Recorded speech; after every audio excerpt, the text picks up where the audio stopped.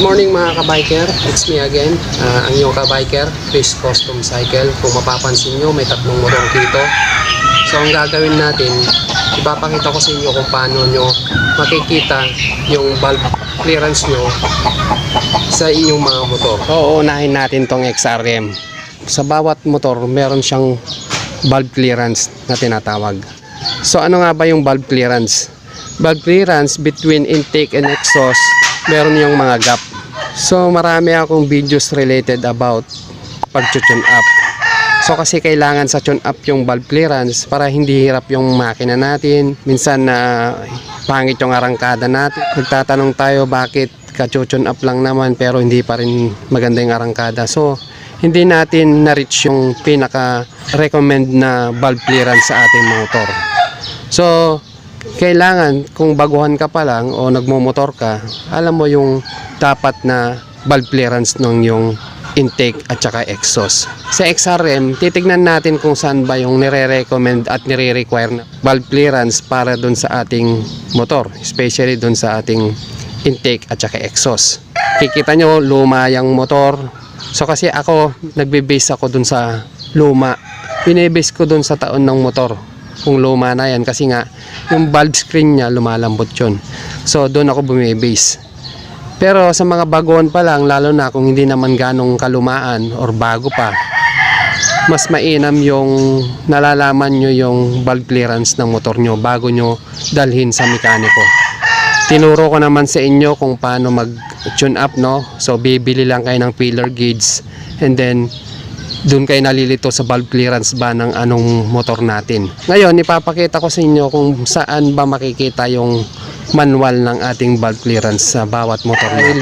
Dito sa loob nitong compartment na to, makikita natin yung valve clearance. So, yan, bubuksan nyo lang yung compartment nyo, then makakakita kayo ng sticker dito sa bandang side. Yan. So, mapapansin nyo. Titignan nyo rito is nakalagay is 0.05 mm sa intake yan. Yung IN nag-i-indicate na ng intake. Yan. IN. And then sa exhaust 0.05 mm din. Yan. Yan yung sa ating valve clearance, no? Yan. Valve clearance yan. So may inam dahil meron pa siyang sticker, nakikita pa natin. Yan yung owner's manual ng ating motor, kung saan makikita natin yung valve clearance nya. So 0.5 mm intake and then sa exhaust 0.05 mm. Yan yung sa XRM. Yun yung recommended na valve clearance sa ating motor, no? So kung pupunta kayo sa mekaniko, sabihin nyo yun. Kayo ang masusunod dahil motor nyo yun. Pero kung yung mekaniko nyo, meron siyang mga talagang bumibase din siya sa taon at alam nyo naman na talagang suki nyo na siya, go kayo dahil okay naman pag-tune up nya.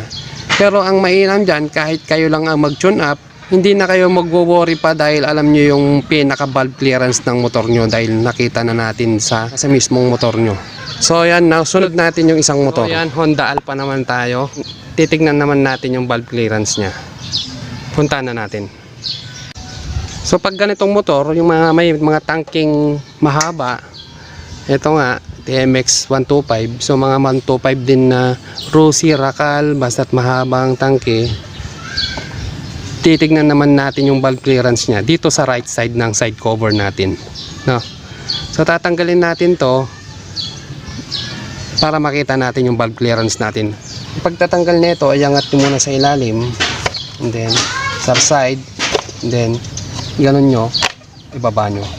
So nakakawit lang kasi yan. Makikita nyo kaagad yung takip ng airbox natin, no? So dito natin makikita sa sticker na to yung valve clearance na para dito naman sa ating motor. So tignan natin dito. So dito naman sa Honda Alpha, mapapansin nyo dyan nakalagay is valve flush. Yan. Yan yung pinaka adjustment ng ating clearance. So nakalagay dyan intake, ayan, 0.08 mm. And then sa exhaust, 0.08 mm. Yan ang nire-require ng manual, no? So, para dito sa Honda Alpha, kung magpapatune up kayo, sundin nyo to clearance na ito dahil ito yung nire-require ng motor ninyo. So, makikita nyo dyan, intake 0.08 mm and exhaust 0.08 mm. So, yun ang sabihin nyo sa mekaniko nyo.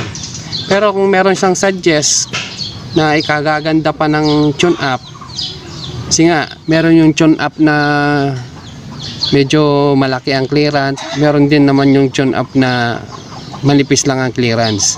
So yung manipis ang clearance, maganda palang city drive lang yon, city drive, dito lang.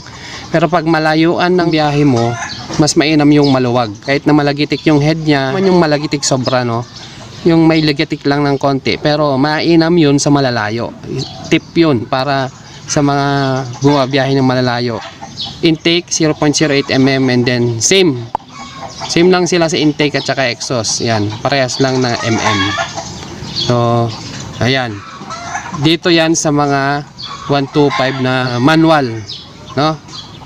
Depende yan, basta anong nakita nyo. Makikita nyo naman dito sa mismong takip ng airbox nyo sa mga ganitong motor, Alpha, Rusi 125, ganito na kung saan may mga manual sticker na pwedeng pagtignan. Ayan. Nakita na natin, no, yung para sa ating exhaust. Yan, kita nyo sa mga Honda Alpha, nakita nyo na yung valve clearance doon lang sa may airbox nya, makikita yung sticker doon.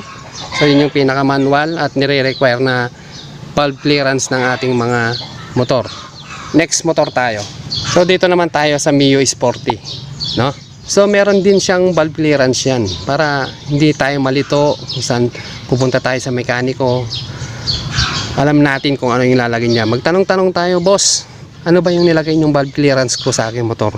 Mapapansin natin doon kung ano yung sasabihin niya, kung tugma doon sa valve clearance ng nire-require ng motor. So hindi na tayo magwo-worry pa para hindi na maapektuhan pa yung motor natin. So iniiwasan natin dito yung siyempre yung ayaw natin na masira ang motor natin, magkaroon ng problema.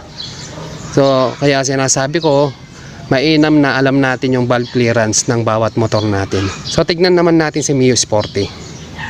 Dito sa Mio Sporty may pagkakaparehas sila nung XRM dahil sa bubuksan din natin tong upuan, pero hindi naman siya nakapwesto doon mismo sa compartment. So tingnan natin, siyan natin. So mapapansin nyo, wala, no, wala kang makikitang sticker dito, wala.